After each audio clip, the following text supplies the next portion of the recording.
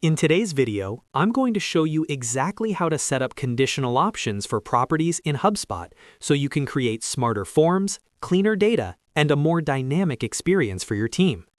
Conditional options allow you to control which dropdown choices appear based on another property's value. This is incredibly useful when you want to keep your CRM organized and prevent users from selecting irrelevant options. If this video helps you, make sure to hit that like button and subscribe to the channel for more HubSpot tutorials just like this. All right, let's get started. First, log into your HubSpot account and go to your main dashboard. Once you're inside your portal, head to the top right corner of the screen and click on the settings icon. That's the small gear symbol. This will open your account settings area where all configuration options live. In the left-hand sidebar, scroll until you find Properties and click on it. This is where all your CRM properties are managed. At the top of the Properties page, you'll see a drop-down menu that lets you choose the object you're working with.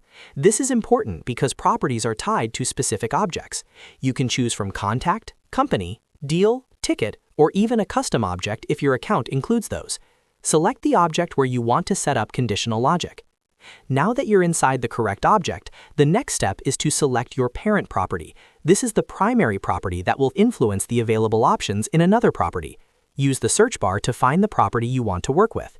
For example, you might have a property called Category that determines what sub-options should appear next. Click on the property name to open its settings.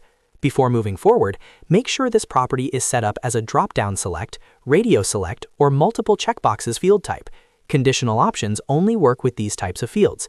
If your property is currently a different type, such as single-line text, you'll need to recreate it using one of the supported field types. Once you've confirmed the field type is correct, look towards the left-hand menu inside the property settings. Here, you'll find an option labeled Conditional Options. Click on that section to begin setting up your logic. Now HubSpot will ask you to choose the controlling property.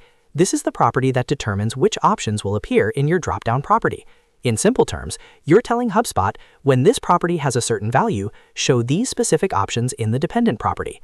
Select the controlling property from the drop-down list. After selecting it, you'll be able to define the relationships between the controlling property's values and the options available in your drop-down property. Carefully map each value to the corresponding options you want displayed. This ensures users only see relevant choices based on their previous selection. Once you've configured the conditional logic the way you want it, click Save to apply your changes. And that's it. Your conditional options are now active. From now on, when users select a value in the controlling property, the dependent dropdown will dynamically adjust to show only the relevant options.